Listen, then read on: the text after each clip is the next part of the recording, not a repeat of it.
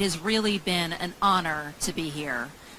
This is my first trip to Israel, as Dr. Frager was mentioning, and I am so happy to join you all today. I promise you it will not be my last.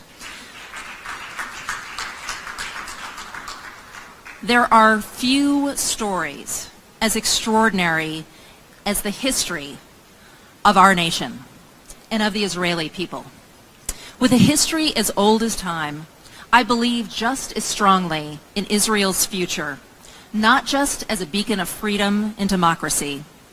Through the innovation of your citizens, Israel has become a global center of the scientific advancement that will shape humanity's future. All while being under the threat of violence from enemies both foreign and domestic.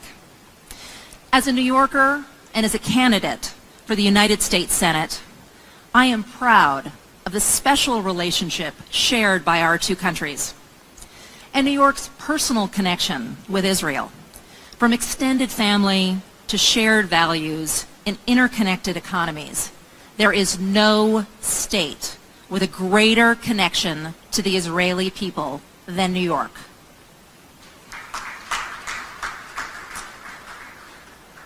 As a member of the United States Senate, I can assure you that strengthening this relationship and keeping our mutual security interests in line will be my personal priority.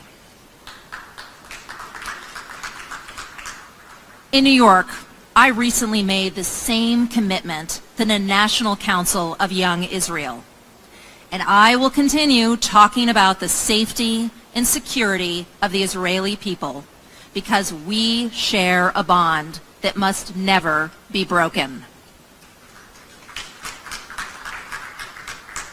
This commitment starts with unwavering support for the administration's recognition of Jerusalem as Israel's eternal capital. There can be no compromise. And as a member of the United States Senate, I will lead the effort against anyone who suggests otherwise.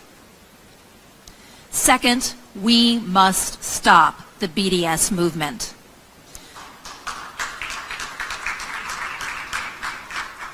Boycott, divestment, and sanctions. In reality, it's economic warfare, designed and engaged in by forces intent on destroying Israel.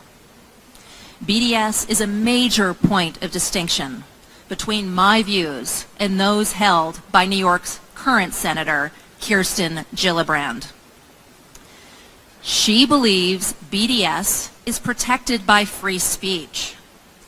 I refuse to believe that anti-Semitism has any place whatsoever in our society, and I will ensure that the United States government acts to defeat those who seek to use economic warfare against Israel.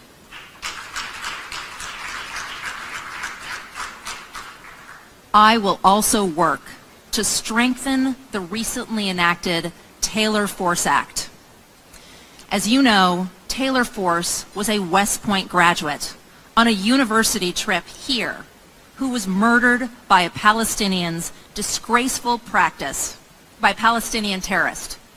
This important new law prevents the Palestinians' disgraceful practice of using taxpayer money to reward the families of terrorists. Unbelievably, Senator Gillibrand voted against the Taylor Force Act earlier this year. This is a wonderful country that's both the cradle of civilization and a beacon of light in a region desperately in need of it.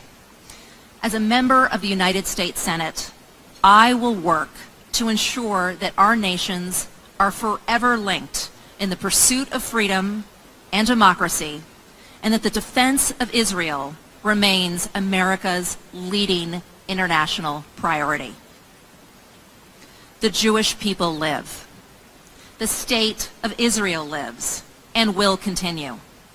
I thank you for giving me the opportunity to speak tonight. Am Yisrael Chai.